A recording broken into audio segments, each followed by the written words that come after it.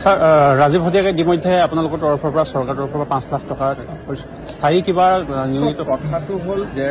এজন শিল্পীৰ মৃত্যু হলে তেওঁৰ পৰিয়ালক আমি কেনেকৈ সংস্থাপন দিম সেই বিষয়ে চৰকাৰে আজিলৈকে কোনো নীতি প্ৰস্তুত কৰা নাই আৰু ৰাজীৱ হদিয়াৰ দৰে দুৰ্ভাগ্যজনক ঘটনা আগতেও কিছু শিল্পীৰ হৈছে আজিও ৰাজীৱ হদিয়াৰ ডাঙৰীয়াৰ হৈছে অহাকালিও আন কেইবাজনৰো হ'ব পাৰে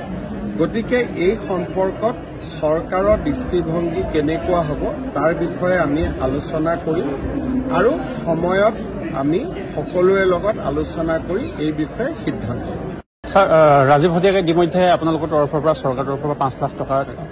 স্থায়ী কিবা নিয়মিত কথাটো হ'ল যে এজন শিল্পীৰ মৃত্যু হলে তেওঁৰ পৰিয়ালক আমি কেনেকৈ সংস্থাপন দিম সেই বিষয়ে চৰকাৰে আজিলৈকে কোনো নীতি প্ৰস্তুত কৰা নাই আৰু ৰাজীৱ হদিয়াৰ দৰে দুৰ্ভাগ্যজনক ঘটনা আগতেও কিছু শিল্পীৰ হৈছে আজিও ৰাজীৱ হদিয়াৰ ডাঙৰীয়াৰ হৈছে অহাকালিও আন কেইবাজনৰো হ'ব পাৰে গতিকে এই সম্পৰ্কত চৰকাৰৰ দৃষ্টিভংগী কেনেকুৱা হ'ব তাৰ বিষয়ে আমি আলোচনা কৰিম আৰু সময়ত আমি সকলোৰে লগত আলোচনা কৰি এই বিষয়ে সিদ্ধান্ত ল'ম স্যাৰ ৰাজীৱ হদিয়াকে ইতিমধ্যে আপোনালোকৰ তৰফৰ পৰা চৰকাৰৰ তৰফৰ পৰা 5 লাখ টকা স্থায়ী কিবা নিয়মিত কথাটো হ'ল যে এজন শিল্পীৰ মৃত্যু হলে